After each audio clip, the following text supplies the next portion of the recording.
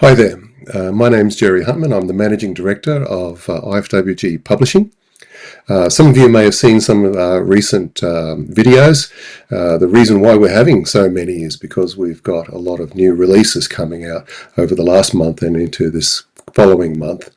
And we have yet another interview today.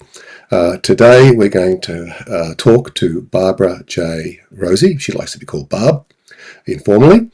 And she is the author of a book that's coming out in a couple of weeks, and it's called The Brazen Dragon, and it's part of the Tangler's web series. It's the first of a trilogy.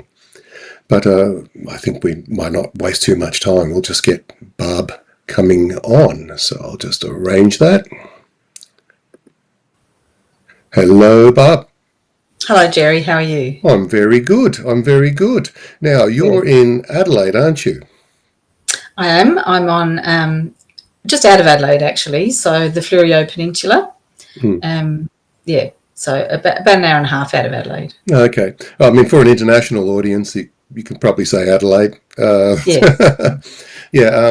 You're the second Adelaide person. It's quite amazing. It's not the biggest city in Australia, but not by a long shot. It is a major city, but it's not the biggest. But yeah, we've got two authors just burgeoning from Adelaide over the last month or so. So that's a really good thing. I'm from sunny Queensland over here in the Gold Coast. And yes, it is warm. But anyway, look, before we even get into any sort of conversation about the ins and outs of the book and what drew you towards it, that sort of thing, perhaps you can just tell the audience a little bit about yourself. Sure. So I was a registered nurse for many, many years till I retired about 4 years ago. I'm a widow with two grown-up children and two gorgeous, very energetic grandsons. As I said, I live on the Fleurieu Peninsula in a little eco village near some wetlands with my dog Shiloh, and I play golf a couple of times a week. And I walk most mornings very early, and I write. Okay, well, all of it by the end is quite physical, actually. But that's all right. Now, so when you say you write, did you do much writing while you were in your previous incarnation, or is this something that's built up and recent? Yes and no.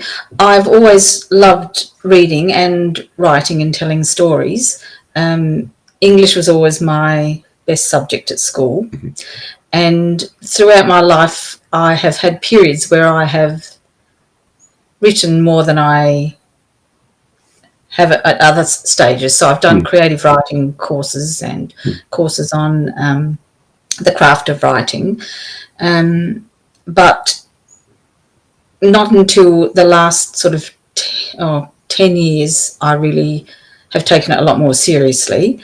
And the reason for that was because I did a writing masterclass with Fiona McIntosh, and she actually gave me the confidence to believe that maybe I had the potential to become an actual writer, not a published writer. A published author. Yeah, yes. Yeah. Look, I should say that Fiona McIntosh is a wonderful person, a very, very, very good writer in her own right, of course, and successful and deservedly so. But I've certainly experienced, not as a student, but as a participant and also from afar, much of what she's done in the writing community, and hats off to Fiona. And certainly I've got probably 4, maybe 5 people who were graduates of Fiona's class. And that speaks aloud for a lot of reasons and a lot of things. It's Fiona's ability to lift people, but also Fiona's ability to attract the right people as well. And of course, you as you said, you've been writing more intensively over recent times, and look, and it's paid off. We got a fantastic manuscript. It's I mean, fantasy is a strange sort of space, and this will be a segue into a question about fantasy.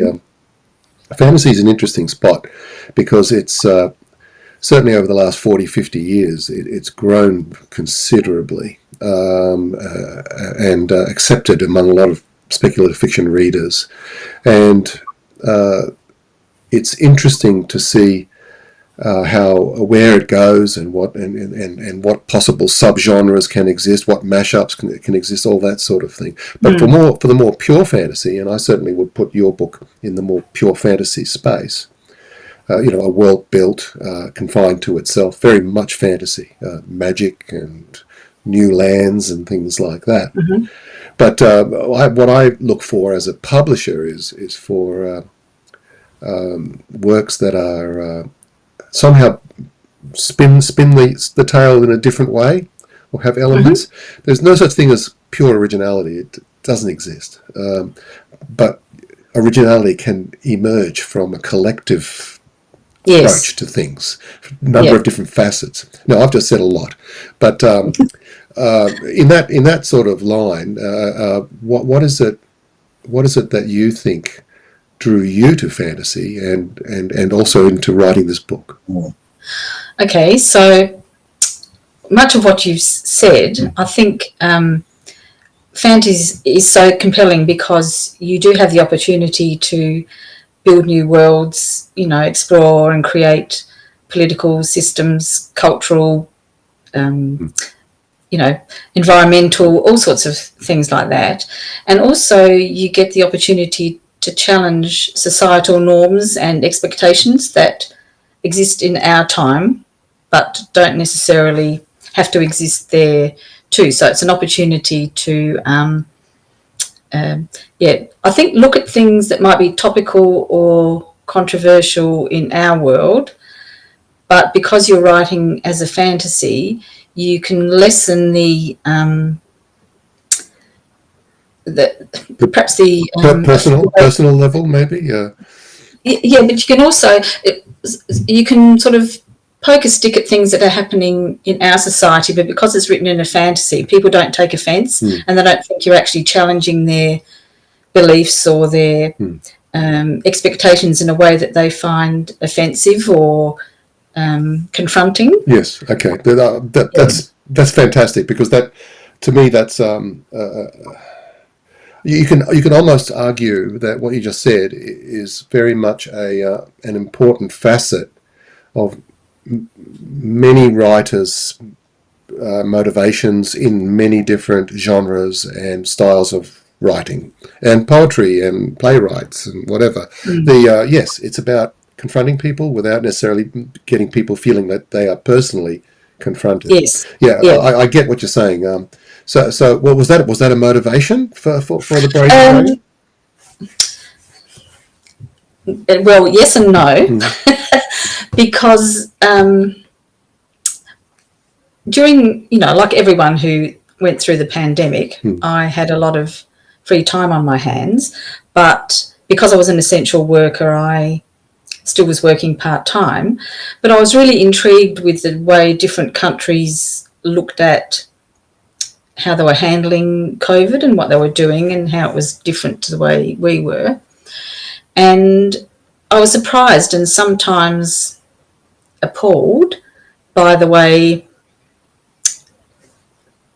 certain political leaders perhaps presented, what's the right word for it?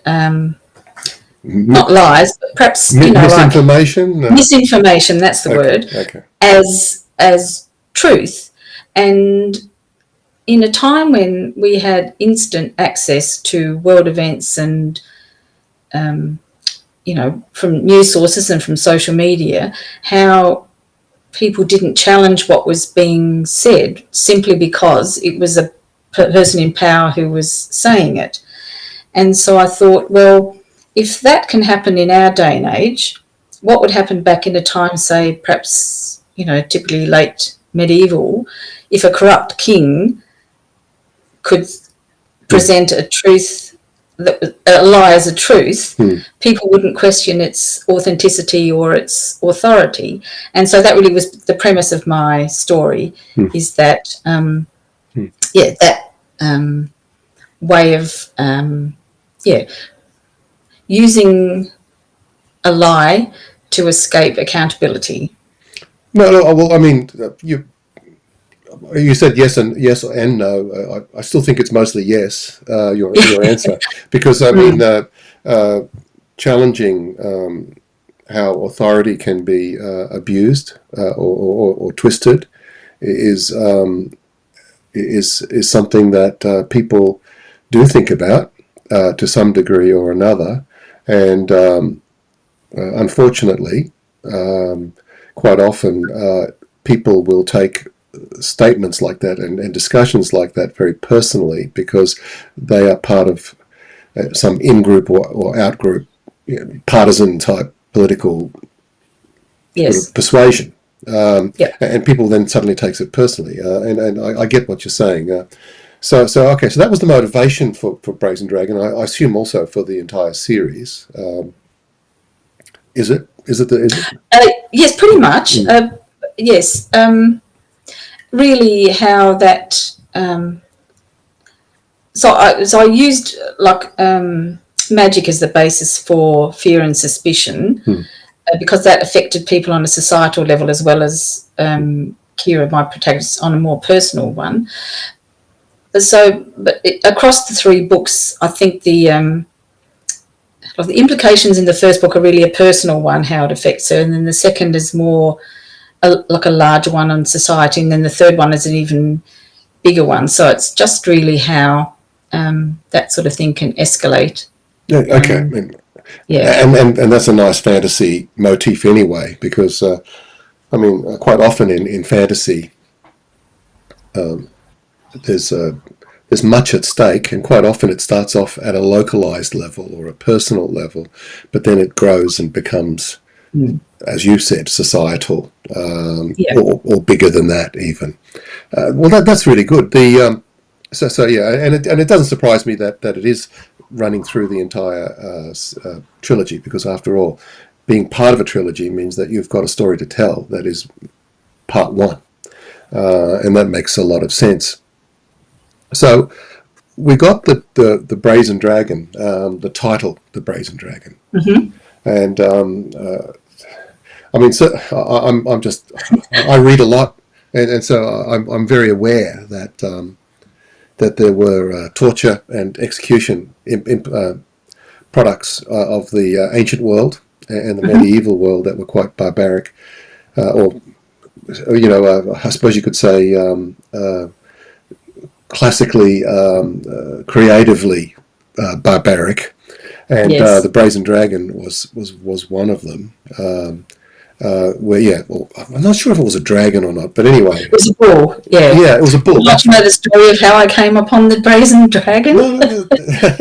Well, okay. So for the world, I'll just put it out really quickly. Is that you got this bronze bull in the used in the ancient days, and you just throw someone in there and then just heat it up. No need to say any more than that. Certainly when I first saw the title, I did think of that torture implement or execution implement, and obviously I found out later reading that it is the case. But was this an early concept that had the book develop around it, or was the book more or less developed and you inserted it into it?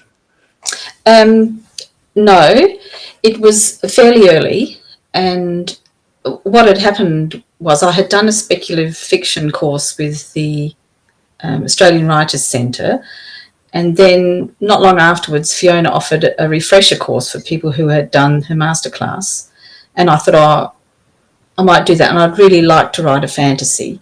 And so you send her the first 10 pages of your manuscript, and she reads and critiques it. And straight away she got back to me. She goes, "Barb, your writing is lovely, but there's not enough grit. There's no terror. There's no drama, you need something more terrifying to start it off. And I thought, okay, so that's when I Googled medieval torture instruments and came upon the brazen bull. And I just sort of had a aha moment, and I thought, well, the brazen dragon will be at the beginning of the book, and it's also at the end of the book, and that's the threat that will be looming over Kira's head throughout the story. So I thought that would be a good title for it, and also because of the things that have happened prior to the start of the book. The dragon has become, this brazen dragon has become a symbol of what's really corrupt in the government, because the dragon was once treasured for its magic and its protection, and now it's sort of the complete antithesis of what it was meant to be. So I just thought it was a good title for the book in that regard as well. Okay, that's that metaphor that you referred to. It makes sense to me, and it's certainly something that I sort of picked up on. I did pick up on another metaphor too. I hope it was the metaphor and not just me sort of. But having said that, that's what happens. Aside from the horrific implement, one of the things that is definitely noticeable about your book, and I'm not giving anything away because it's even described in your back cover description, is that Kira is female, and young females are subjected to what's really horrifying options in their lives in your book. So what you've done is you've certainly created a society, or at least a part of this world, where the story takes place, where women are, particularly young girls, to start with, are subjected to, having to more or less get married as quickly as possible, because if you don't, then you might find yourself in some unknown horrific fate. And then on top of that, so I'll just throw that in and then I'll let you talk. On top of that, Kira is incredibly gifted with magic, but magic is frowned upon as something evil, wrong, and that's somewhat connected to the dragon as well. As in, if you do magic, you may end up in the dragon. But I always, to me, and I'll just make a comment. To me, another metaphor that I felt was there, at least for me, was that Kira being placed inside the dragon. And again, I'm not giving anything away. I won't say to anyone what happens after that. But by being placed in there, there's a type of metaphor that's going on there as well, because both magic and being female is being hidden, is being thrown away, is being eliminated, out of sight, out of mind, to those who may witness it, by the instrument of the dragon. Does that make sense to you? Yes, it does. I wanted the book.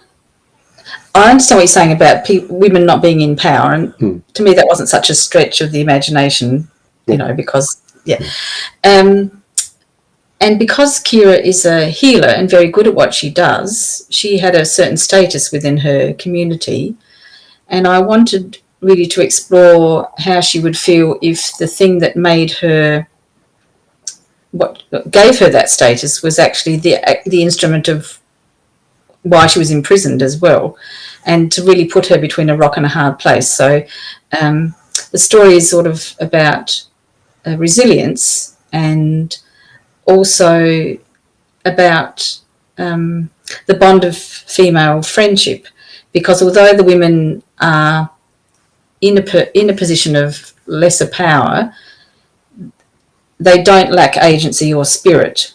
And I felt that female friendships weren't really explored much in fantasy, so I wanted to sort of put them all in a very hard place where they still thought of each other as much as their own sort of survival, because they don't, it's the fear of the unknown more than actual, they don't know what's going to happen to them. So but for Kira, she had the additional threat of possible execution, so that made it even more compelling for her to escape, sort of thing. Ultimately, it's the plot mechanism. It's the mechanism by which much of the story can unfold. You mentioned it's not me trying to correct you or anything. I'm just trying to clarify my own thinking. I wasn't thinking so much of women being not in power or not being in power, so to speak, but rather the opposite of it. That they, in certain circumstances, women can be subjected to the whims of those with power.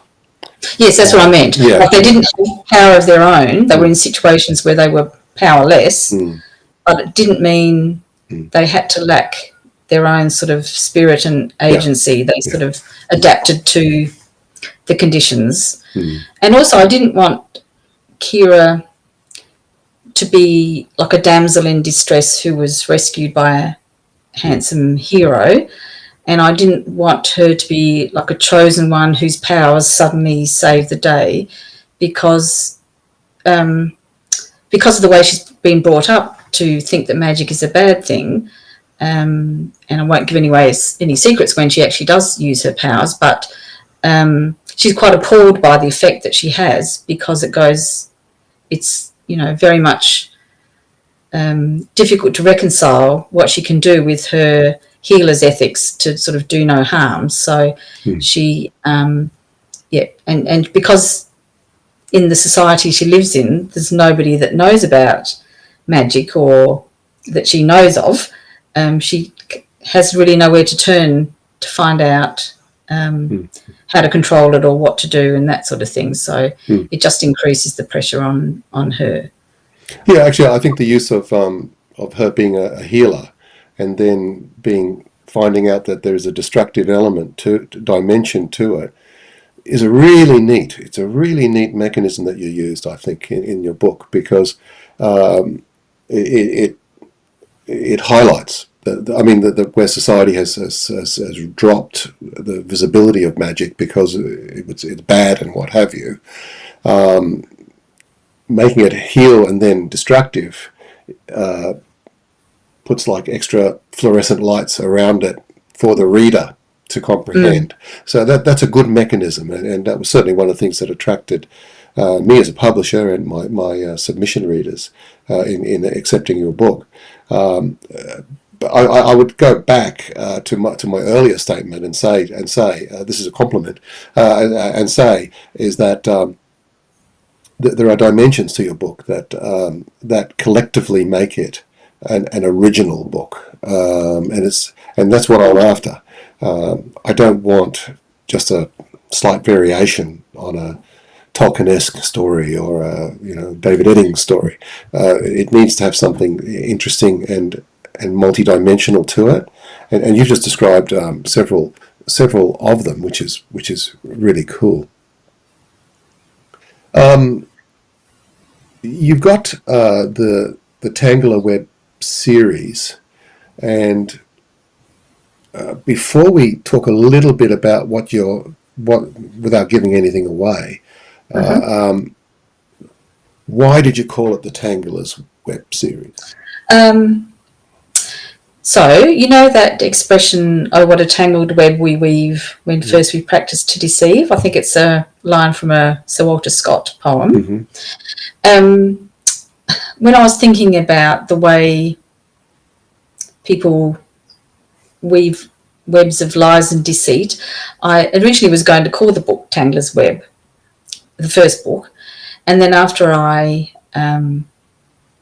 did the Brazen Dragon research, I called it that. I thought, well, perhaps I could just do Tangler's Web trilogy as the overarching story, because although it's very much a story about untangling those webs of lies and deceit, at the same time, Tangler is a character in the story who is a bit of a lovable rogue with a checkered past as a travelling entertainer, who is much more than he actually appears to be.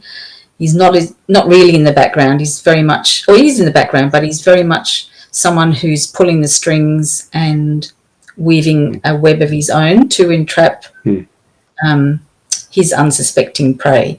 So overarching the book is, Tangler's web as well. Okay, so it's got a double meaning for all intents and purposes. Yeah, which is neat, very neat.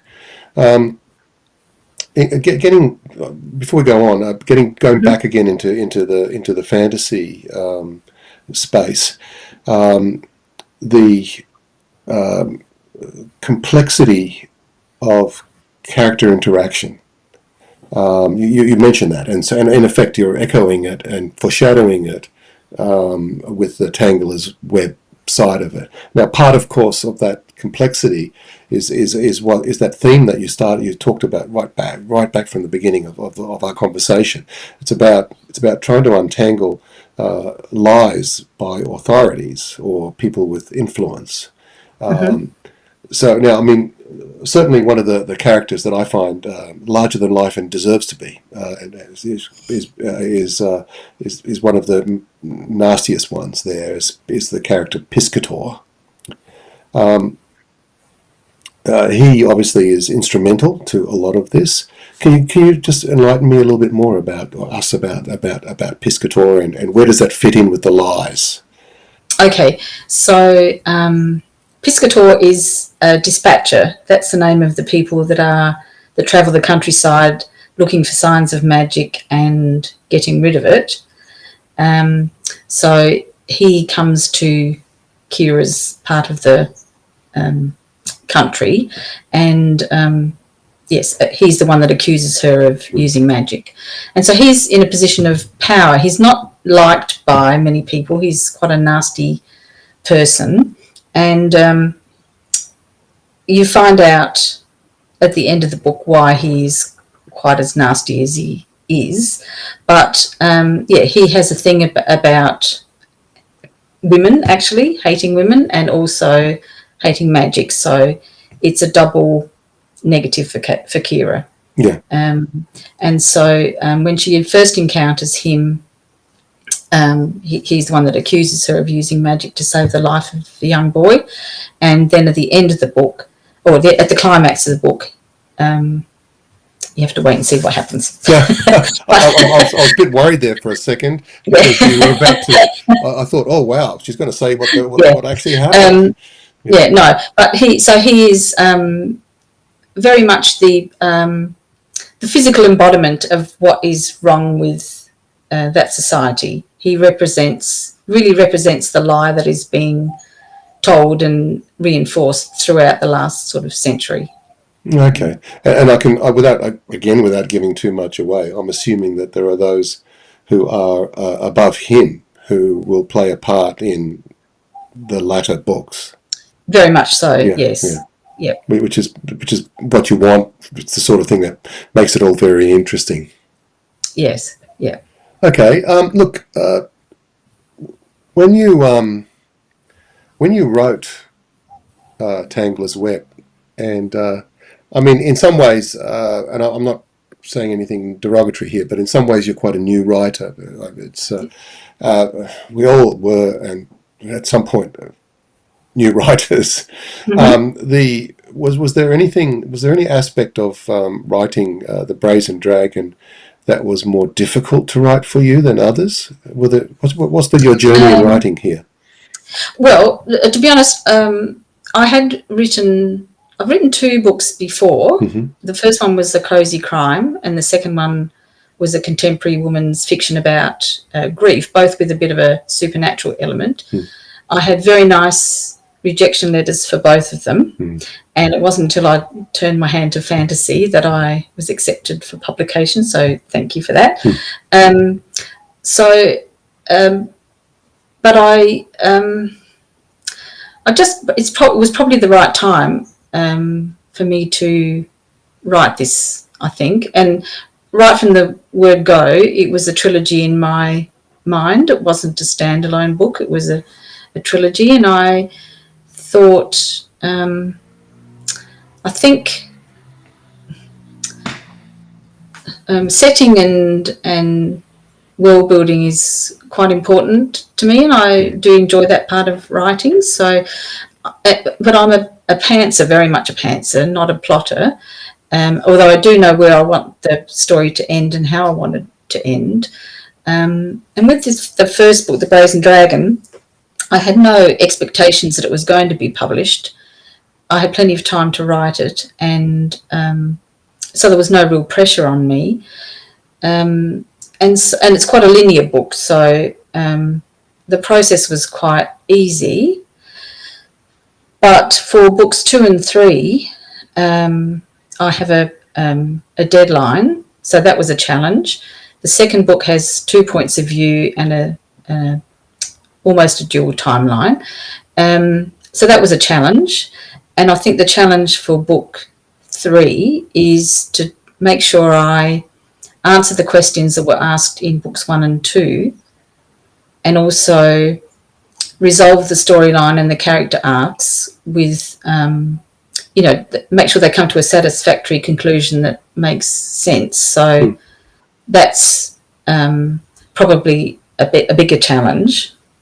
So the challenge is more for the future rather than for the present and the past. The present and the past being the writing of the book, and then the challenge would be to add some complexity layers to the books, which is perfectly reasonable and perfectly logical. And I think that when you get those challenges, you become a better writer as a result, because it adds to your arsenal of technique, and that's a good thing. So yes, yeah. So no, that's wonderful. I mean, you mentioned that Tangler's web is linear. Yeah, it's linear because it's a progression of activities, one following after the other. It doesn't feel linear, and it's not something you would notice. It's just a story. It's yes, story. And that was an important strength in the book. And I look forward to number 2, absolutely. But look, what we'll do is one thing about the future. We're talking about the future, as in you're writing those 2 books. Mm-hmm. Have you got anything else planned? No. Book 2 is with my lovely publisher now, and book 3 I've just started writing.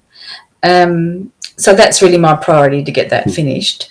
But in the course of writing them, all the books, I have come up with a lot of ideas that I would like to explore in the same world, not necessarily with the same characters.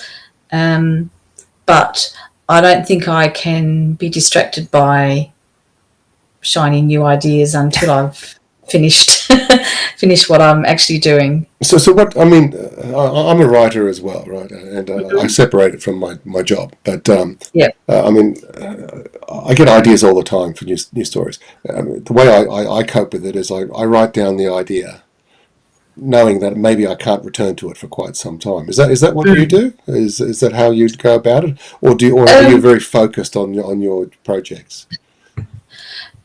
Well, I think part of the problem being a discovery writer is that you come up with cool new ideas or settings as you're writing, and that's you sort of go down that track, which I did a little bit with book 2.